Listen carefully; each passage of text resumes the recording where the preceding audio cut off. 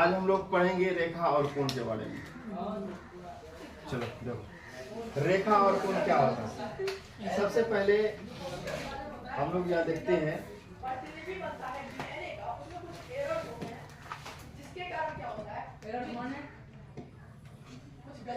रेखा और कोण, है ना।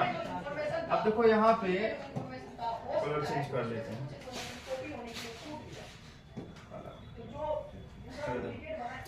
रेखा क्या होता है और कोण क्या होता है। तो सीधा लाइन को रेखा कहते हैं। सीधा लाइन को क्या कहते हैं?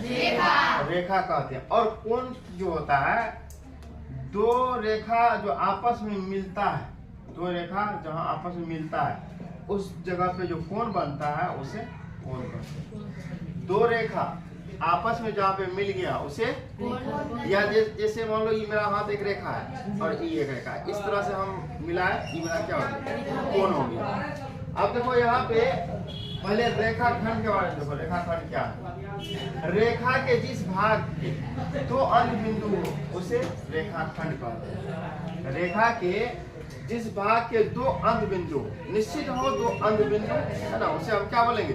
रेखाखंड बोलेंगे। क्यों रेखाखंड बोलेंगे? क्योंकि उसका दो अंत बिंदु होते हैं। तो देखो पहला अंत बिंदु यहाँ पे है और दूसरा अंत बिंदु यहाँ पे है, इसे हम क्या बोलेंगे? रेखाखंड बोलेंगे। अब आता है किरण। हम लोग देखते हैं टॉर्च वगैरह हम लोग जलाते हैं तो क्या होता है? टॉर्च जलाते हैं, टॉर्च से रोशनी बाहर नहीं निकलता है, तो क्या हो गया? किरण हो। जैसे सूरज होता है, सूरज का रोशनी आता है नीचे, नहीं आता है, तो क्या हो गया?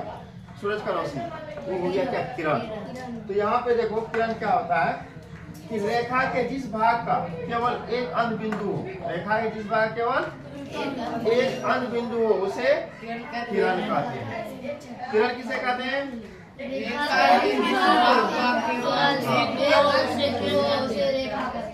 तो रेखा का जो एक अंत बिंदु हो, रेखा केवल एक अंत बिंदु हो उसे किरण कहते हैं। जहां से निकलता है किरण, रोशनी जहां से निकलता है वहां लास्ट रहता है, उससे पीछे नहीं जाता। टॉर्च जलाएंगे, टॉर्च के आगे रोशनी जाएगा, पीछे जाएगा, आगे जाएगा। तो आगे जो जाएगा तो यही सीमित न है, जहाँ से टॉर्च जलाएगा वही सीमित है।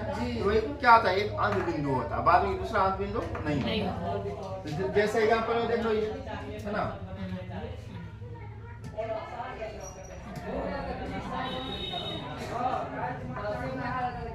किरण हम लोग पढ़ लिए।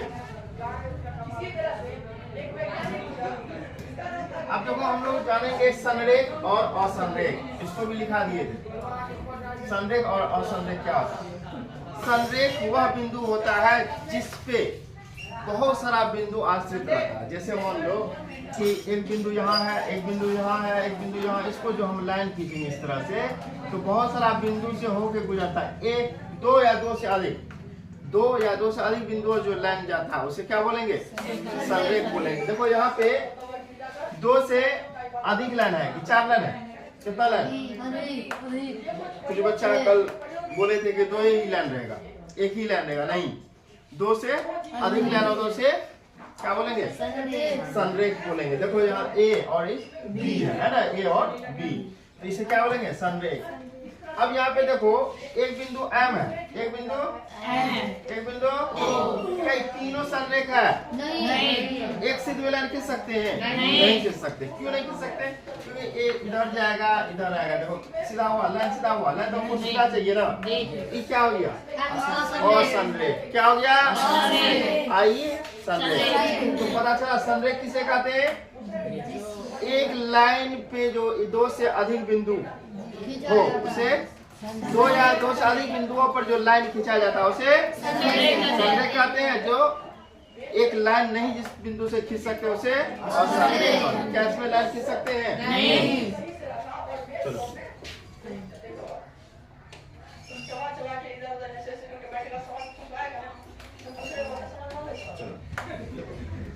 अब देखो कोण के बारे में जानते हैं। अभी हम क्या बोले थे? दो किरण जब एक ही बिंदु से दो रेखाएं अलग अलग दिशाओं में चलन करे तो उसके बीच कोण बनता है। कोण बनने वाली किरण भुजाएं कहलाती है। अभी क्या बोले थे? कोण कब बनता है? जब दो किरण आपस में जब मिलते हैं तो उसे कोण कहते हैं। दो किरण आपस में, मान लो कि इधर से आया किरण, इधर चला गया, इधर से आया और इधर चला गया। यहाँ पे जो मिला क्या बन गया? यहाँ पे कोण। देखो एक किरण यहाँ से जा रहा है इधर सीधा, और एक किरण इधर से जा रहा है, इस बीच में जो बना क्या बन गया? कोण। दो किरण आपस में जिस बिंदु पे मिलता है उसे क्या कहेंगे? कोण कहेंगे। चलो अब थोड़ा सा जानेंगे शीर्ष। दो भुजाओं के अंत बिंदुओं को मिलाने पर प्राप्त घनिष्ठ बिंदु को शीर्ष कहते हैं। ये वाला जो पॉइंट है, ये वाला पॉइंट, इस पॉइंट को क्या बोलेंगे? शीर्ष बोलेंगे। और इसको क्या कहेंगे? कोण कहेंगे। क्या कहेंगे इसको? कोण।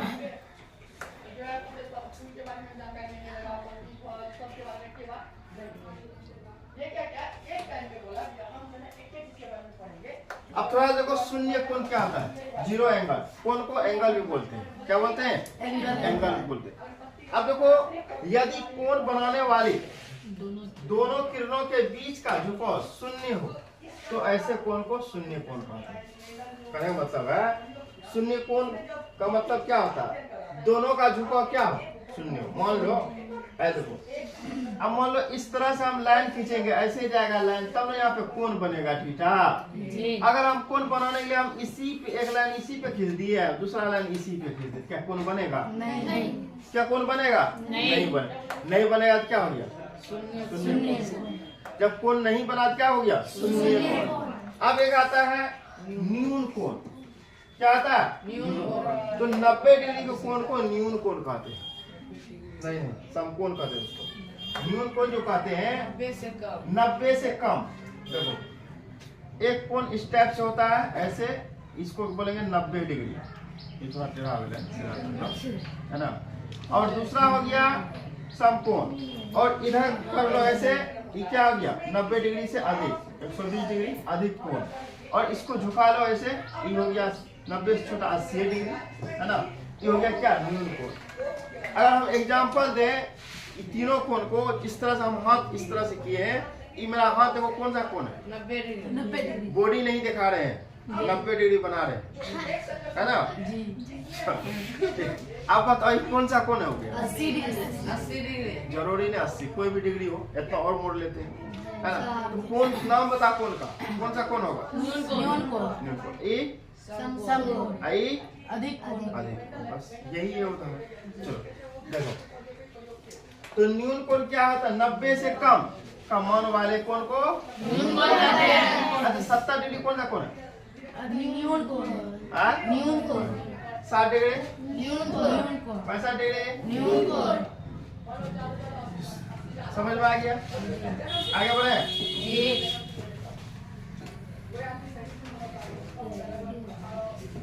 अब देखो न्यून कोण, वही चीज आ गई न्यून कोण।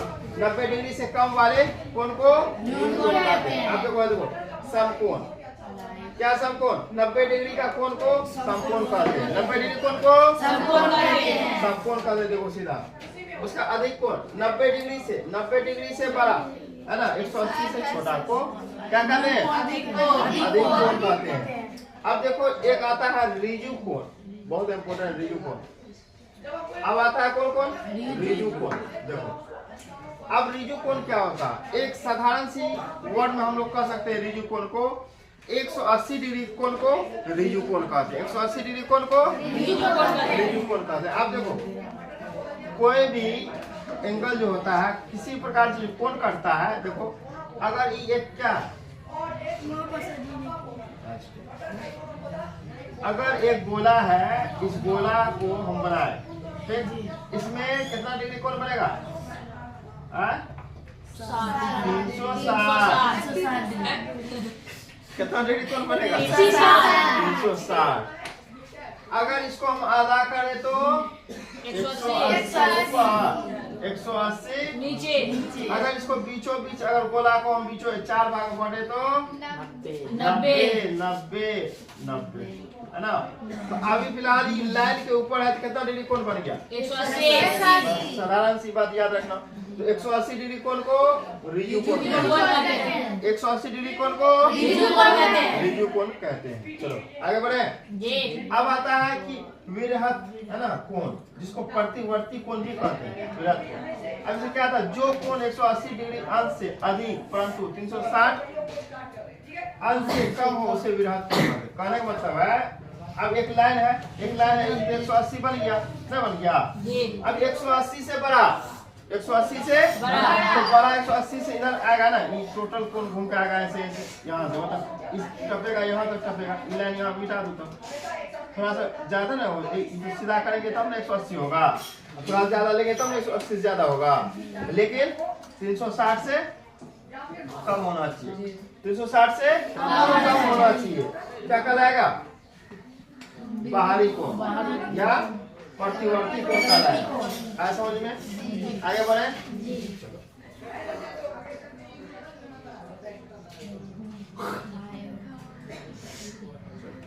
अब थोड़ा सा इसको समझो, विरहत कोण और प्रत्यावर्ती कोण क्या होता है, ध्यान दो। विरहत कोण, प्रत्यावर्ती कोण अभी बता नहीं बोला,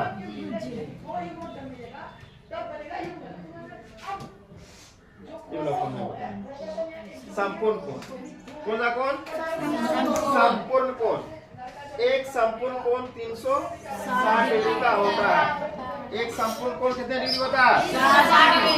संपूर्ण का मतलब होता है पूरा, संपूर्ण का मतलब पूरा होता है। देखो पूरा, देखो इस टाइप से 360 पूरा हो गया, कितना हो गया? क्या हो गया? संपूर्ण। एक होता पूरा कोण, है ना, वे दो कोण जिसका योग 90 डिग्री हो, है ना, उसे पूरा कोण कहते हैं। जिसका योग, हाँ, दो कोण जिसका योग 90 डिग्री हो उसे क्या बोलेंगे? तो ऐसे हम बोल सकते हैं, देखो पूरा कोण 60 और 30 क्या हो गया, जोड़ेंगे तो 90 पूरा, 60 30 90 पूरा गया। ऐसे भी बोल सकते हैं पूरा कोण को 90 डिग्री कोण को पूरा कहते हैं और 360 डिग्री के कोण को संपूरक कहते हैं, ऐसे याद रखना। अगर डिफिनेशन पूछे तो दो कोण का योग 90 डिग्री होना चाहिए, उसे पूरक क्या, उसे पूरक कोण कहते हैं। आगे बढ़े,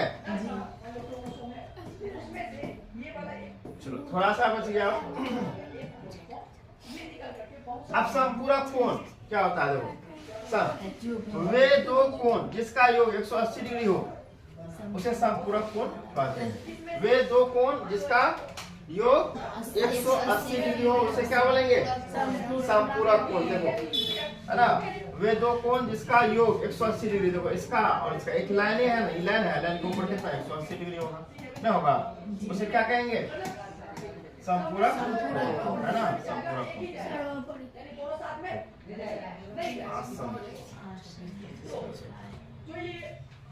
आसन कोण,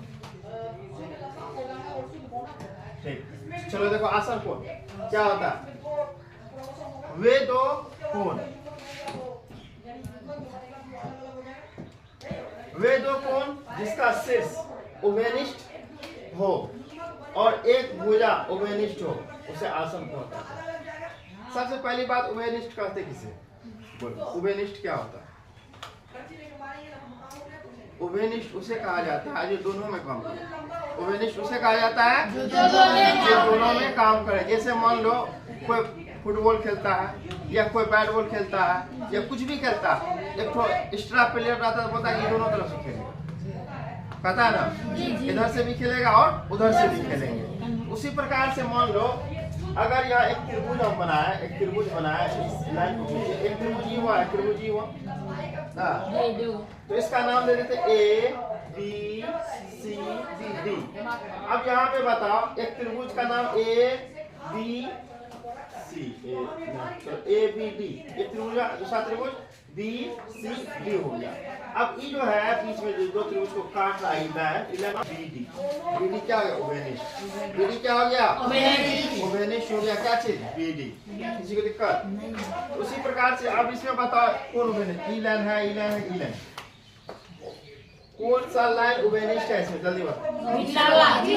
हाँ, ये वाला लाइन क्या है? उभयनिष्ठ। वही चीज बोल रहा, दो कोण जिसका शीर्ष उभयनिष्ठ हो, शीर्ष मतलब ये वाला शीर्ष उभयनिष्ठ हो और एक भुजा उभयनिष्ठ हो, एक भुजा ये हो गया भुजा उभयनिष्ठ, उसे आसन कोण। कोई दिक्कत? चलो आगे बोलो जल्दी।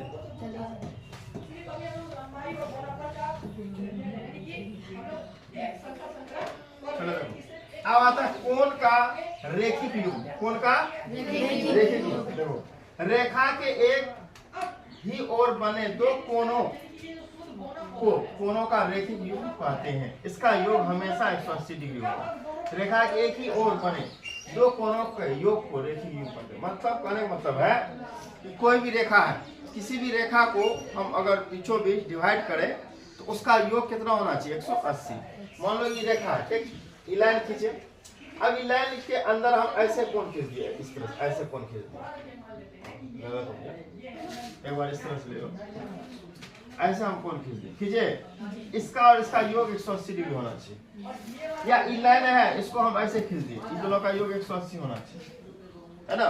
या इस लाइन है, हम ऐसे लाइन खींच दिए, हम इसको स्ट्रेट लाइन मान लेंगे तो इन दोनों का योग 180, और इसको स्ट्रेट नीचे इन दोनों का मान 180 नहीं होगा। तो इस प्रकार से होगा। तो उसे क्या बोलते हैं? रेखिक कोणों का योग कहते हैं। अब आएगा शीर्षमुख कोण। क्या आएगा? शीर्षमुख कोण, बहुत इंपॉर्टेंट। शीर्षमुख होता क्या? हम तुम लोग को देख रहे हैं और तुम लोग हमको देख रहे हैं, ये क्या हो गया? शीर्षमुख कोण। क्या हो गया? अगर हम ऐसे पीठ घुमा ले, क्या दिखाई दे रहा? तुम लोग भी घूम जाओ, क्या दिखाई देगा? नहीं देगा। तो क्या शीर्षमुख होगा? अब यहाँ पे देखो, एक कोण यहाँ पे हम ले रहे हैं, एक कोण ये लिए, आप एक कोण इस तरह से ले लेते हैं। अब बताओ, इसका शीर्षमुख ये हो गया, इसका ये हो गया। अरे आमने सामने देख रहा है जी, नहीं देख रहा है जी। अगर उसी में हम ऐसे ले लिए, इसका शीर्षमुख कौन होगा? ये वाला नहीं, तो ये होगा, ये वाला होगा। इसका ये होगा, न होगा। उसी प्रकार से देखो, ई वाला भाग का ये होगा शीर्षमुख, ये वाला का ये होगा। अब इसी बात एकांतर कोण, वो भी आता। एक कोण का अंतर, जैसे मान लो इस टाइप से है, ठीक, ऐसे लाइन खींच दी। एकांतर, अगर ये ऊपर में है, ये भी ऊपर मिलेगा, इसका एकांतर ये कहलाएगा। अगर ये 40 डिग्री है, ये भी 40 डिग्री होगा एकांतर कोण। सम्मुख कोण, एकांतर कोण, ये सब जो है ना बहुत इंपॉर्टेंट, एग्जाम में आता है। तो आप देखो यहाँ पे सम्मुख कोण जो होता है, आमने सामने कोण को, अगर ये 40 डिग्री होगा तो ये भी 40 डिग्री होगा। क्यों? सम्मुख कोण, आमने सामने की भुजा आपस में बराबर होते हैं। क्या होते हैं? बराबर होते हैं। देखो सम्मुख कोण, दो प्रतिच्छेदी रेखाओं से बने सम्मुख कोण शीर्षमुख कोण कहलाते हैं। शीर्षमुख कोण सदैव बराबर होते हैं। अगर ये 40 होगा तो बोलेगा, कहेगा ये 40 है, इसका शीर्षमुख कोण कितना होगा? 40। अगर ये 60 है, इसका शीर्षमुख कोण 60। एनी टाइम याद रखना, क्या होता है? आपस में बराबर होते हैं। कौन सा कोण? शीर्षमुख कोण आपस में क्या होते हैं? बराबर होते हैं। चलो आगे बढ़े।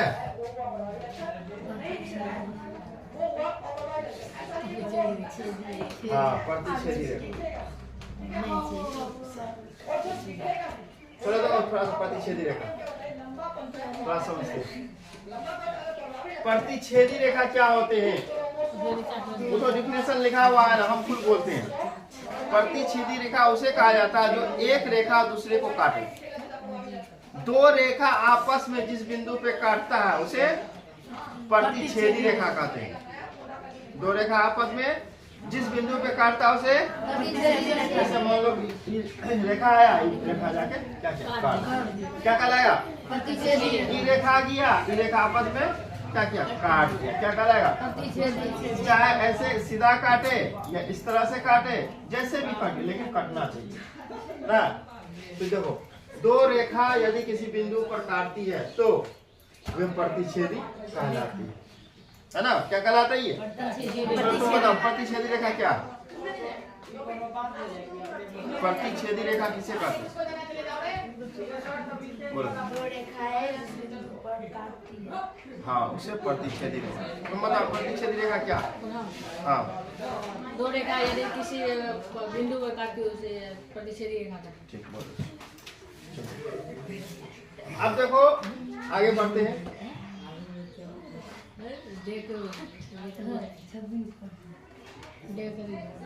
अब आता समांतर रेखा। समांतर रेखा क्या होता है? देखो, हाँ, समांतर दो रेखा यदि किसी भी बिंदु पर नहीं काटती तो वे अप्रतिच्छेदी या समांतर रेखा कहते हैं। जी दो रेखा ऐसा रेखा दो कभी एक दूसरे को नहीं काटे, कभी एक दूसरे को नहीं काटे उसे समांतर रेखा कहते हैं, है ना। जैसे ट्रेन का पटरी, ट्रेन का पटरी एकदम क्या रहता समांतर ना। जी तो अब बताइए मेरा समांतर है नहीं अब जी हाँ। तो समांतर रेखा क्या होता है जो कभी नहीं काटे एक दूसरे को। जैसे ट्रेन का पटरी हो गया क्या हो गया समांतर। अगर पटरी सटा तब ट्रेन पलट गई ना। इससे अच्छा है उसको समांतर ही रहने दो। चलो बोलो समांतर रेखा।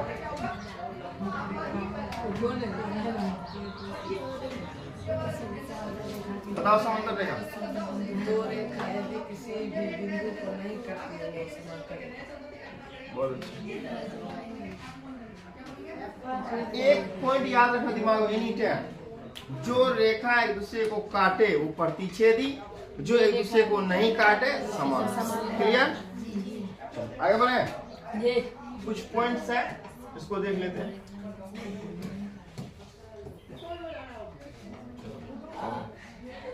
देखो यहाँ पे अगर एक रेखा पर कोई किरण खड़ी हो तो इस प्रकार बने दो आसन कोण का योग 180 डिग्री होता है।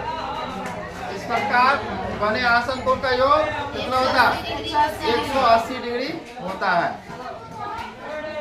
इन दोनों कोणों का संयुग भी कहते हैं। इसे क्या बोलते हैं कोणों का रेखिक युग्मित कहते हैं। इसको क्या कहते हैं रेखिक युग्मित कहते हैं।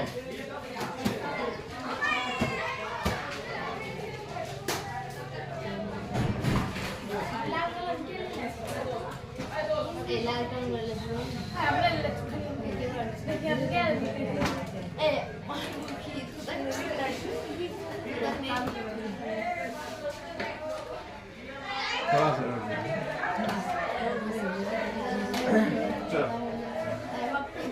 अब ध्यान दो, अगर दो आसन कोणों का योग 180 डिग्री होता है तो उसे वेनिस्ट कहते हैं। क्या कहते हैं? अब तिर्यक रेखा क्या होता है? दो या दो से अधिक रेखाओं भिन्न बिंदुओं पर काटने वाली रेखा को तिर्यक रेखा कहते हैं। मतलब तिरछा लाइन को जो तिरछा लाइन में काटे उसे तिर्यक रेखा है। सीधा लाइन है ये भी सीधा लाइन है, एक टेढ़ा काट दिया ना, इसको क्या बोलेंगे तिर्यक, है ना तिर्यक।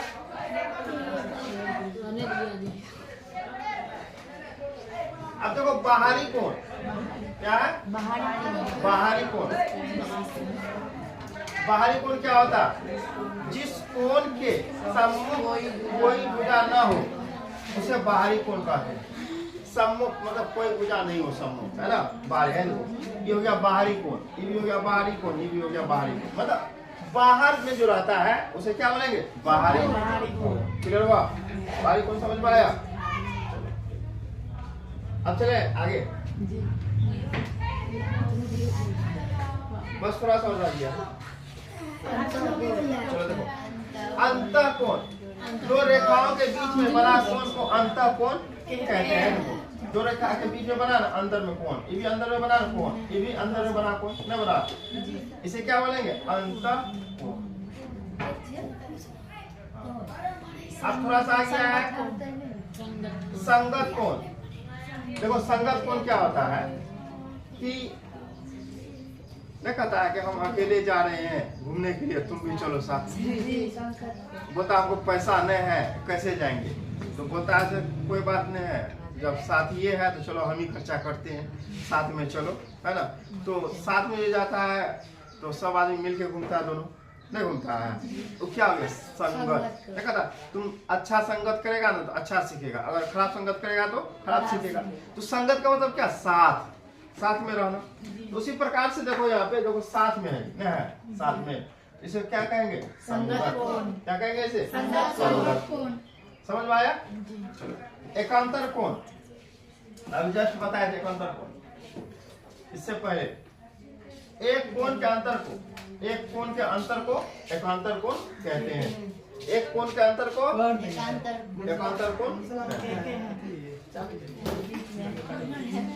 खास कर दी सर अभी दिया। बता।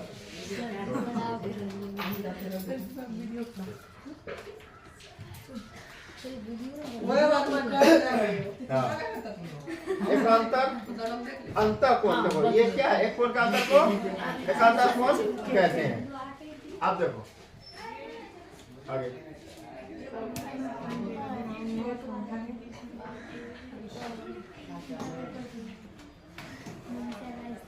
नहीं चलेंगे हम। बस थोड़ा सा। ऐसा जैसे करते हैं। हाँ, एकांतर ये कौन सा था? बाहरी कोण था। अब कुछ बिंदु बचा है, बस 2 मिनट और। ठीक? जल्द। अब थोड़ा सा बिंदु रहा है, उसको ध्यान दो। एक तिर्यक रेखा दो समांतर रेखाओं को प्रतिच्छेद करे तो उसे संगत बराबर होते हैं। यदि एक तिर्यक रेखा दो रेखाओं को इस प्रकार प्रतिच्छेद करे कि संगत कोण बराबर दोनों रेखाओं के समांतर हो। क्या हो? बराबर और दोनों के समांतर हो। एक तिर्यक रेखा दो समांतर रेखाओं को प्रतिच्छेद करे तो एकांतर अंतःकोण बराबर। यदि एक तिर्यक रेखा रेखाओं का एक प्रकार प्रतिच्छेद करे तो एकांतर कोण बराबर हो तो दोनों रेखा समांतर होती है। यदि तिर्यक रेखा समांतर रेखाओं को प्रतिच्छेद करे तो, अब ये सब ऊपर बता चुके हैं, उसी का डेफिनेशन है। ये टोटल क्या है? ऊपर बताया है, उसी का डेफिनेशन है ये, है ना। एक पॉइंट याद रखो, त्रिभुज का तीनों कोण का योग 180 डिग्री होता है। जी। अब आगे नेक्स्ट